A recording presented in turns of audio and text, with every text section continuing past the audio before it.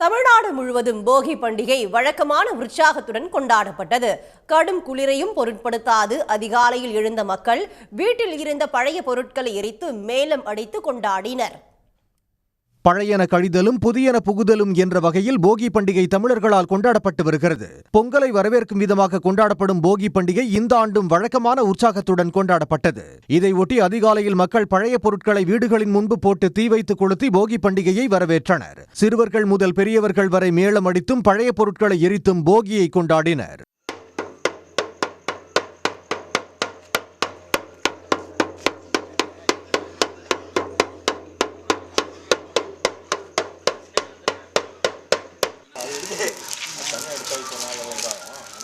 இந்த நாளில் தங்களது மனதில் உள்ள தேவையற்ற எண்ணங்களையும் அழித்துவிட்டதாக அவர்கள் மகிழ்ச்சியுடன் தெரிவித்தனர்.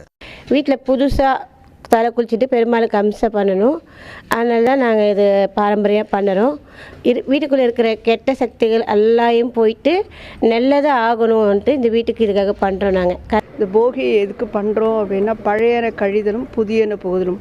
நம்ம கிட்ட இருக்கிற கெட்ட எல்லா இதையும் உபயோகப்படுத்துகிற இதெல்லாம் கழித்து புதுசு பண்ணுறதுக்காக தான் போகி கொண்டாடுறோம். நல்ல விஷயங்களை மட்டும் எடுத்துக்கணும், கெட்ட விஷயங்கள்லாம் எடுத்து விடணும். நாங்கள் 3 நாள் திருநாளாக கொண்டாடுவோம் பண்டிகையை. அதில் நாங்கள் எல்லோரும் ஒன்றா சேர்ந்து நல்லபடியாக பொங்கலை கொண்டாடுவோம். மனசில் இருக்கிற எண்ணங்களெல்லாம் அழிச்சிட்டு நல்ல எண்ணங்களை உருவாக்கி தை திருநாளை நல்லபடியாக கொண்டாடணும். போகி பண்டிகையால் சென்னையில் பல பகுதிகளில் கடும் புகை மூட்டம் காணப்பட்டது.